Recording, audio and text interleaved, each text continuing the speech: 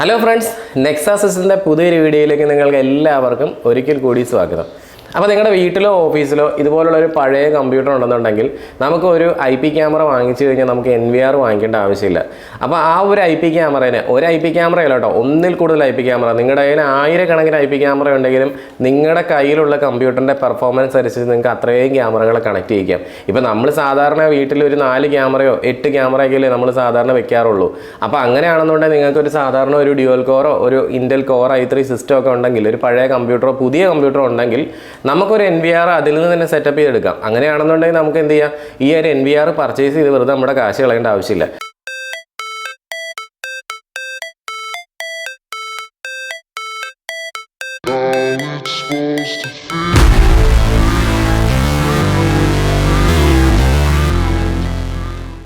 അപ്പോൾ IP ക്യാമറകൾ എന്ന് പറഞ്ഞാൽ നിങ്ങൾക്ക് അറിയാവുന്ന പോലെ തന്നെ ഡിജിറ്റൽ ക്യാമറകളാണ്. IP ക്യാമറയുടെയും അനലോഗ് ക്യാമറകളുടെയൊക്കെ വീഡിയോ ഞാൻ ഓൾറെഡി അതിൻ്റെ ഡിഫറൻസും കാര്യങ്ങളൊക്കെ ചെയ്തത് നമ്മുടെ ഈ ഒരു ചാനലിൽ തന്നെ കിടപ്പുണ്ട്. അപ്പോൾ IP ക്യാമറകൾക്ക് ഞാൻ അന്ന് പറഞ്ഞത് IP ക്യാമറകൾ നമുക്ക് വളരെ സിമ്പിളായിട്ട് അത് ഡിജിറ്റൽ ക്യാമറകളായതുകൊണ്ട് ഇതുപോലെയുള്ള കമ്പ്യൂട്ടറിലോട്ടോ ലാപ്ടോപ്പിലോട്ടോ മൊബൈൽ ഫോണിലോട്ടൊക്കെ നമുക്ക് ഈസി ആയിട്ട് കണക്ട് ചെയ്ത് യൂസ് ചെയ്യാമെന്ന് പറഞ്ഞു. നമ്മുടെ സാധാരണ HD ക്യാമറകൾ ഒരിക്കലും നമുക്ക് DVR ഇല്ലാതെ നമ്മൾക്ക് ഇതുപോലെയുള്ള ലാപ്ടോപ്പ് കമ്പ്യൂട്ടറിലോ ഒന്നുമായിട്ട് കാണാൻ പറ്റില്ല. കാരണം അത് സെൻഡ് ചെയ്യുന്ന സിഗ്നൽസൊക്കെ ഒരു DVRന് മാത്രമേ മനസ്സിലാവുള്ളൂ. അതേസമയം IP ക്യാമറകൾ എന്ന് പറഞ്ഞാൽ ഡിജിറ്റൽ ക്യാമറകളായതുകൊണ്ട് ഇതുപോലുള്ള കമ്പ്യൂട്ടറൊക്കെ ഡിജിറ്റൽ ഡിവൈസ് ആയതുകൊണ്ട് നമുക്ക് നേരിട്ട് അതുമായിട്ട് കണക്ട് ചെയ്യാൻ പറ്റും.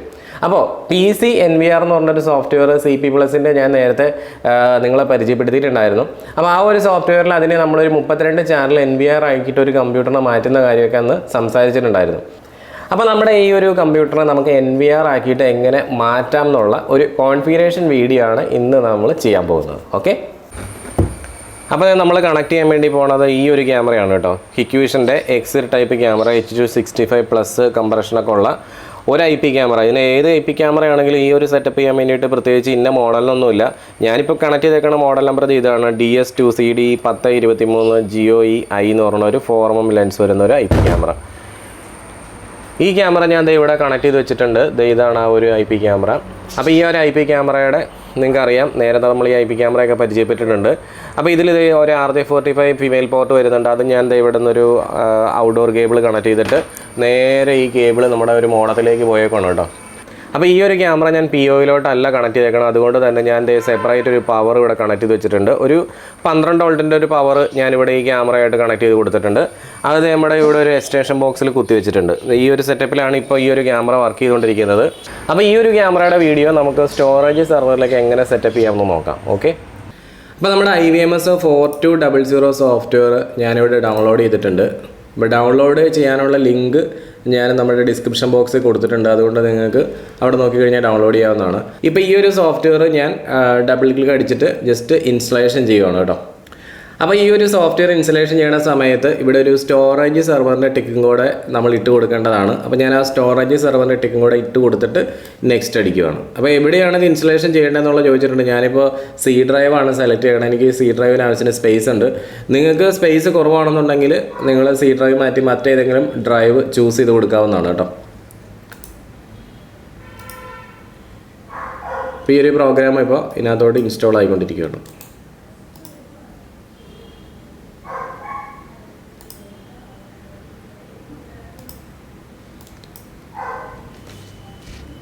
അപ്പോൾ ഇതൊന്ന് ഇൻസ്റ്റലേഷൻ ആവട്ടെ, നമുക്കൊന്ന് വെയിറ്റ് ചെയ്യാം.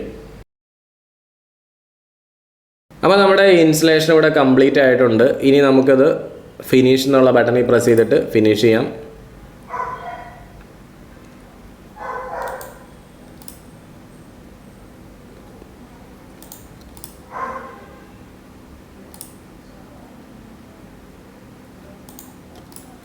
ഓക്കെ, ഇപ്പം നമ്മുടെ ഈ സോഫ്റ്റ്വെയർ ഇൻസ്റ്റലേഷൻ കഴിഞ്ഞിട്ടുണ്ട്. നിങ്ങൾക്ക് ഈ ഡെസ്ക്ടോപ്പിൽ ഇപ്പോൾ ഐക്കൺ കാണാൻ പറ്റിയതുണ്ടോ?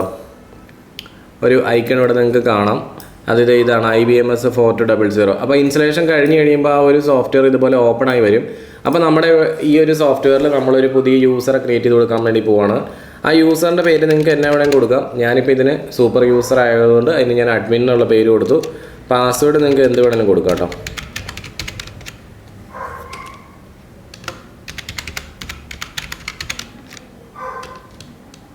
അപ്പം ഞാനിവിടെ ഒരു പാസ്വേഡ് കൊടുക്കുകയാണ് ഇതിന്. തെറ്റിപ്പോകുന്നു. ഞാൻ hikvision@123 എന്ന് കൊടുക്കണം കേട്ടോ പാസ്വേഡ്. hikvision@123. ഓക്കെ. അപ്പോൾ നമ്മൾ ആ സെയിം പാസ്വേഡ് തന്നെ താഴെയും കൊടുക്കുക. ഓട്ടോ ലോഗിൻ എന്നുള്ള ടിക്ക് ഇടുക. ഓട്ടോ ലോഗിൻ എന്നുള്ള ടിക്ക് ഇട്ട് കഴിഞ്ഞാൽ എപ്പോഴും നമുക്ക് ഈ ഒരു സോഫ്റ്റ്വെയർ ഓപ്പൺ ചെയ്യുന്ന സമയത്ത് നമ്മളോട് ഇതിൻ്റെ യൂസർ ഐ ഡിയും പാസ്വേഡൊന്നും ചോദിക്കില്ല. അപ്പോൾ അതുകൊണ്ട് ഞാൻ ആ ഓട്ടോ ലോഗിൻ ടിക്ക് ഇട്ടിട്ട് ഓക്കെ അടിക്കുന്നു. ഇവിടെ നമുക്ക് ഒരു 1-2 ക്വസ്റ്റ്യൻസ് ഒക്കെ സെലക്ട് ചെയ്യാൻ പറഞ്ഞ് വന്നിട്ടുണ്ട്. ഞാനിപ്പോൾ ഫാദർ നെയിം ഇവിടെ എന്തെങ്കിലുമൊക്കെ എഴുതി കൊടുത്താൽ മതി. നിങ്ങൾ ഇത് കറക്റ്റായിട്ട് ചെയ്യുമ്പോഴത്തേക്കും ഇതിൻ്റെ ഈ ഓപ്ഷൻസൊക്കെ കറക്റ്റായിട്ട് തന്നെ സെലക്ട് ചെയ്യണം. കാരണം എന്ന് വെച്ചാൽ നമുക്ക് എന്തെങ്കിലും സാഹചര്യത്തിൽ ഇത് നമുക്ക് പാസ്വേഡ് മറന്നു പോവുകയെല്ലാം ചെയ്ത് കഴിഞ്ഞാൽ പിന്നെ ഈ സ്റ്റോറേജ് സെർവറോ അതുപോലുള്ള ഈ ഒരു സംഭവമൊക്കെ നമുക്ക് ആക്സസ് ചെയ്യണമെന്നുണ്ടെങ്കിൽ നമുക്ക് റിക്കവർ ചെയ്യാൻ വേണ്ടിയുള്ളൊരു ഓപ്ഷനാണ് ഇവിടെ കൊടുത്തേക്കണം. ഞാനിപ്പോൾ ഇവിടെ ABC എന്ന് കൊടുത്തിട്ട് ലോഗിൻ കൊടുക്കുകയാണ്. ഇത് ഞാൻ ഒരു ടെമ്പററി പർപ്പസിന് വേണ്ടി ചെയ്യുന്നതുകൊണ്ടാണ്. പെർമനൻ്റ് ആയിട്ട് നിങ്ങൾ ചെയ്യുമ്പോൾ തീർച്ചയായിട്ടും കറക്റ്റായിട്ട് തന്നെ കൊടുത്തു കഴിഞ്ഞാൽ എന്തെങ്കിലും ഇഷ്യൂസ് വന്നു കഴിഞ്ഞാൽ നമുക്കത് റിക്കവർ ചെയ്യാൻ പറ്റും. ഇപ്പോൾ ഇതാണ് നമ്മുടെ ആ ഒരു സോഫ്റ്റ്വെയർ ലോഗിൻ ചെയ്ത് വരുമ്പോൾ കാണുന്ന ആ ഒരു വിൻഡോ എന്ന് പറയുന്നത് കേട്ടോ. ഇത് ഇങ്ങനെ നിൽക്കും. ഈ ഒരു വിൻഡോ ആണ് വരിക. അപ്പോൾ നമ്മുടെ ഇൻസ്റ്റലേഷൻ കഴിഞ്ഞപ്പോൾ ഇതുപോലെ 2 ഷോർട്ട് കട്ടുകൾ നമുക്ക് കാണാം. ഒന്ന് IVMS 4200 ക്ലയൻറ്റും മറ്റേത് അതിൻ്റെ സ്റ്റോറേജ് സെർവറുമാണ്. അപ്പോൾ ഇതിൽ നമുക്ക് ആവശ്യം വരുന്ന IVMS 4200 ക്ലയൻറ്റ് സോഫ്റ്റ്വെയർ ആണ്. നിങ്ങൾ ആദ്യമായിട്ട് ഇൻസ്റ്റലേഷൻ ചെയ്യുന്ന സമയത്ത് ഈ 4200 സ്റ്റോറേജ് സെർവറിന് ഓപ്പൺ ചെയ്തിട്ട് അവിടെ ഒരു പാസ്വേഡ് കൊടുക്കണം കേട്ടോ. ഒരു യൂസർ ഐ ഡി ഓൾറെഡി ഒരു അഡ്മിൻ അവിടെ കിടപ്പുണ്ടാവും. പാസ്വേഡ് നിങ്ങൾ കൊടുത്താൽ മതി. ഞാനിപ്പോൾ അത് ആ ഒരു സെറ്റപ്പ് ഞാൻ ചെയ്ത് വെച്ചിട്ടുണ്ട്. ഈ പ്രോഗ്രാം ഞാനിപ്പോൾ ഓപ്പൺ ചെയ്യുകയാണ്. അതായത് നമ്മുടെ ക്ലയൻറ്റ് പ്രോഗ്രാം. അപ്പോൾ ക്ലയൻറ്റ് പ്രോഗ്രാം ഞാൻ ഓപ്പൺ ചെയ്ത് കഴിയുമ്പോൾ ഇത് ഇവിടെ ആയിട്ട് നമ്മുടെ ഈ നെറ്റ്വർക്കിൽ നമ്മൾ കണക്ട് ചെയ്തിരിക്കുന്ന എല്ലാ ഡിവൈസുകളും ഇവിടെ വരും. കൂടാതെ തന്നെ നമ്മുടെ ആ ഒരു സ്റ്റോറേജ് സെർവറും കൂടെ വരും. ഇതുണ്ടോ, ഇതാണ് നമ്മുടെ സ്റ്റോറേജ് സെർവർ. ഈ സ്റ്റോറേജ് സെർവറിൻ്റെ IP അഡ്രസ്സ് കണ്ടോ 192.168.29.139 എന്നാണ്. ഈ IP അഡ്രസ്സ് നമ്മുടെ കമ്പ്യൂട്ടറിൻ്റെ IP ആണ് കേട്ടോ. നമുക്ക് വേണമെന്നുണ്ടെങ്കിൽ നമുക്ക് ചേഞ്ച് ചെയ്ത് കൊടുക്കാനൊക്കെ പറ്റും. പിന്നെ നമ്മുടെ ഏറ്റവും അതിൻ്റെ മുകളിലായിട്ട് കാണുന്നത് 192.168.29.69 എന്ന് പറയുന്ന ഒരു 8 ചാനൽ DVR ആണ്. hikvision തന്നെ DVR ആണ്. പിന്നെ അതുകൂടാതെ അതിൻ്റെ മുകളിൽ കാണുന്നതാണ് നമ്മൾ കുറച്ച് മുമ്പേ കണക്ട് ചെയ്ത് വെച്ച IP ക്യാമറ.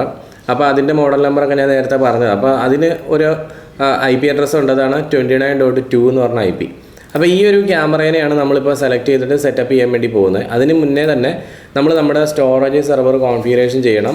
അപ്പോൾ ഈ സ്റ്റോറേജ് സെർവർ കോൺഫിഗർ ചെയ്യാൻ വേണ്ടിയിട്ട് വളരെ എളുപ്പമാണ്. നമ്മുടെ ഈ സ്റ്റോറേജ് സെർവറിനെ സെലക്ട് ചെയ്തിട്ട് നമ്മൾ ഈ മുകളിൽ കാണുന്ന ഓപ്ഷനിലേക്ക് നമ്മൾ ആഡ് ചെയ്ത് കൊടുത്താൽ മതി. അപ്പോൾ ഇത് സെലക്ട് ചെയ്ത ശേഷം ഈ താഴെ കാണുന്ന ആഡ് എന്നുള്ള ബട്ടൺ കണ്ടോ, ഈ ബട്ടണിൽ പ്രസ് ചെയ്യുന്ന സമയത്ത് നമ്മളോട് ഒരു യൂസർ ഐ ഡിയും പാസ്വേഡും കൊടുക്കാൻ പറയുന്നുണ്ട്. കൂടാതെ അതിനൊരു പേരും കൊടുക്കാൻ പറയുന്നുണ്ട്.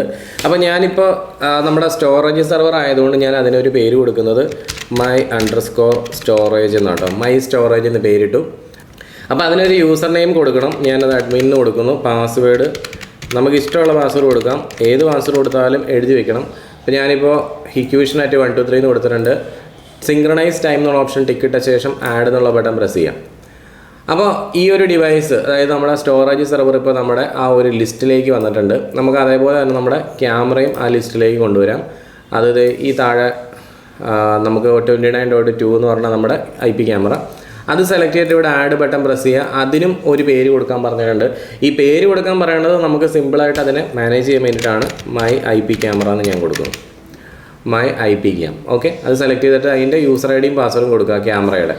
എന്നിട്ട് ആഡ് എന്നുള്ള ബട്ടൺ പ്രസ് ചെയ്യുന്ന സമയത്ത് നമ്മൾ ആ ക്യാമറേനെ നമ്മുടെ ആ ഒരു ലിസ്റ്റിലേക്ക് ആഡ് ചെയ്തു. ഇനി നമുക്ക് ചെയ്യേണ്ടതെന്ന് വെച്ചാൽ ഈ സ്റ്റോറേജ് സെർവർ സെറ്റപ്പ് ചെയ്ത ശേഷമാണ് നമുക്ക് ഈ ക്യാമറേനെ അതിലേക്ക് റെക്കോർഡിങ് കൊടുക്കാൻ പറ്റുള്ളൂ. അപ്പോൾ അതിന് വേണ്ടിയിട്ട് നമ്മൾ ഈ സ്റ്റോറേജ് സെർവറിനെ കോൺഫിഗർ ചെയ്യാൻ വേണ്ടി പോവുകയാണ്.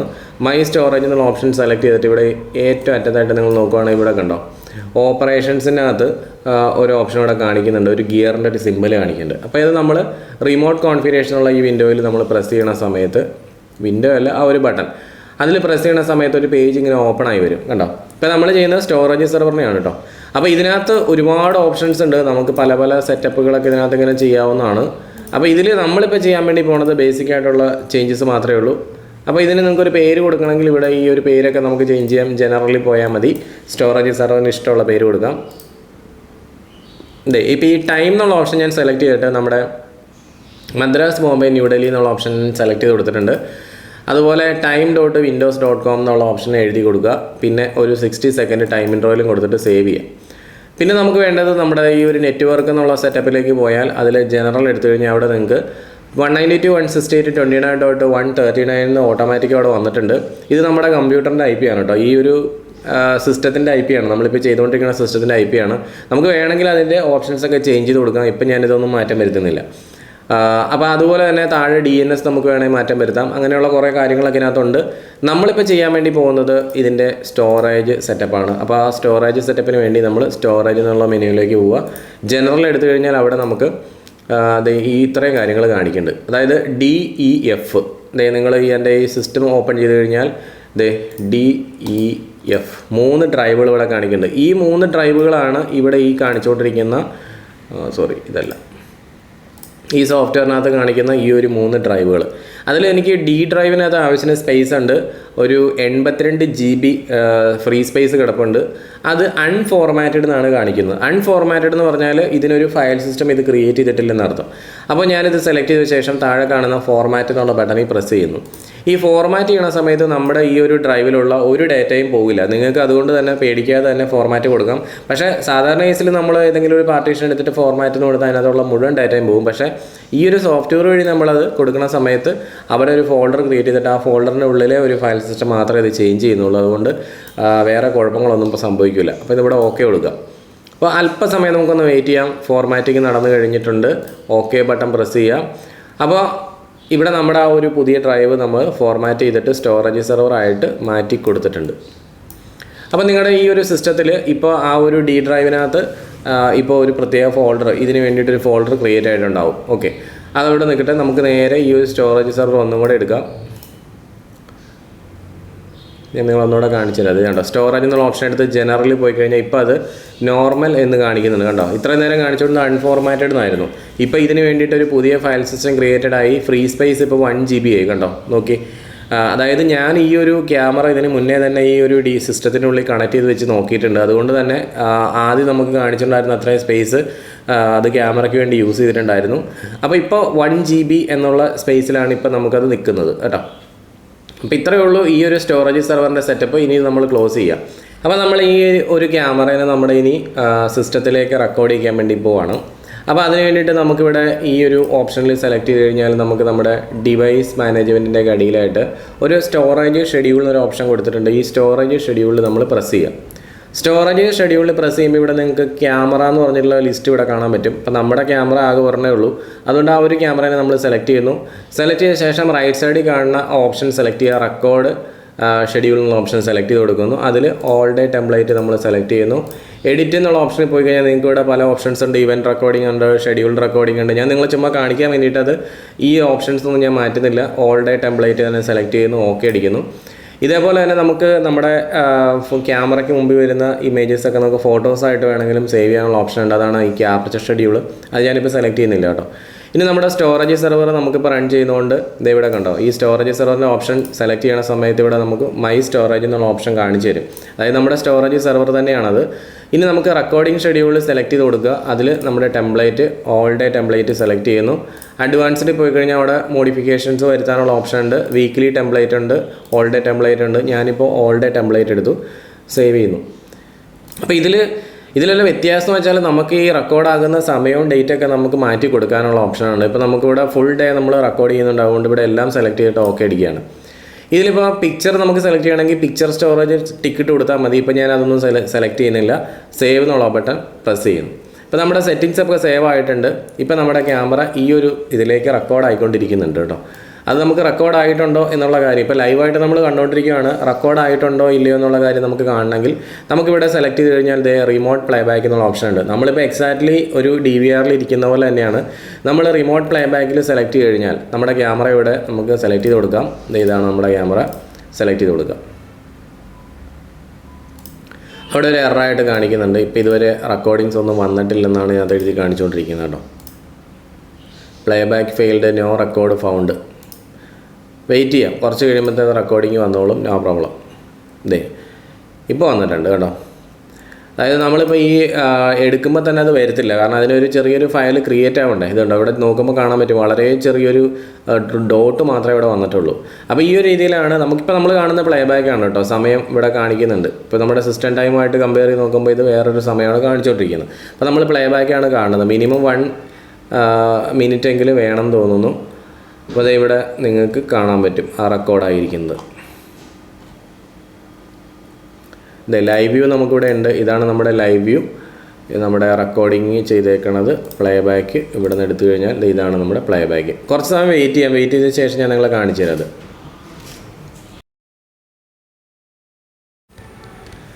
അപ്പോൾ നമ്മളിവിടെ ഈ ഒരു പ്രോഗ്രാം ഇപ്പോൾ വർക്ക് ചെയ്യാൻ തുടങ്ങിയിട്ട് കുറച്ച് സമയമായിട്ടുണ്ട്, ഒരു 5-10 മിനിറ്റ് ആയിട്ടുണ്ട്.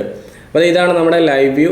റിമോട്ട് പ്ലേ ബാക്ക് എന്നുള്ള ഓപ്ഷനിലേക്ക് പോയി കഴിഞ്ഞാൽ നമുക്ക് നമ്മുടെ ക്യാമറ ഇവിടെ സെലക്ട് ചെയ്ത് കൊടുക്കാം. അപ്പോൾ ഇതിൽ നിന്ന് റിമോട്ട് പ്ലേ ബാക്ക് നമ്മുടെ ആ ഒരു IP ക്യാമറ സെലക്ട് ചെയ്ത് കഴിഞ്ഞാൽ ഇതിവിടെ താഴെയായിട്ട് നിങ്ങൾക്ക് ഇതിൻ്റെ ഒരു ടൈം സോൺ കാണാൻ പറ്റും. ഒരു ടൈം സോൺ അല്ല, ഒരു ടൈം കാണാൻ പറ്റും. അപ്പോൾ ഇവിടെ നമുക്ക് പ്ലേ എന്ന് കൊടുത്തു കഴിഞ്ഞാൽ ഇതുണ്ടോ, ഇതാണ് നമ്മുടെ ക്യാമറയുടെ ആ ഒരു വ്യൂ. ഒരു കൈയുടെ സിമ്പിൾ തന്നെ ഉണ്ടോ. ഇതിങ്ങനെ പിടിച്ചിട്ട് ഇങ്ങനെ മുമ്പോട്ടാക്കി കഴിഞ്ഞാൽ നമുക്ക് നമ്മുടെ ആ ഒരു ഏത് സമയത്തെ വ്യൂ ആണെങ്കിലും നമുക്ക് എടുക്കാം. ഇപ്പോൾ നിങ്ങളിവിടെ സിസ്റ്റം ടൈം നോക്കുകയാണെങ്കിൽ കാണാൻ പറ്റുന്നത് ഇപ്പോൾ സമയം 5:34 എനിക്ക് ഈ ഒരു ടൈം ഒരു ഇതേടെ ക്യാമറയുടെ ടൈം നിങ്ങൾക്ക് കൂടെ കാണാൻ പറ്റും കണ്ടോ. നമുക്കൊരു 5:24 മുതലുള്ള റെക്കോർഡിങ്സ് നമുക്കിവിടെ ഉണ്ട് കണ്ടോ, 5:24 മുതൽ. അപ്പോൾ അതായത് ക്യാമറ ഒരു 5-10 മിനിറ്റായിട്ട് ഇപ്പോൾ റെക്കോർഡ് ചെയ്തുകൊണ്ടേ ഇരിക്കുമായിരുന്നു. അതാണ് ഇപ്പോൾ കാണിക്കുന്നത്. നമുക്ക് വേണമെങ്കിൽ കുറച്ചുകൂടെ മുമ്പോട്ടുള്ള സമയത്തൊക്കെ ഇപ്പോൾ ഇങ്ങനെ എടുത്ത് നോക്കാൻ പറ്റുന്നത്. ഇപ്പോൾ ഈ കാണുന്നത് 5:26 ടൈമാണ്.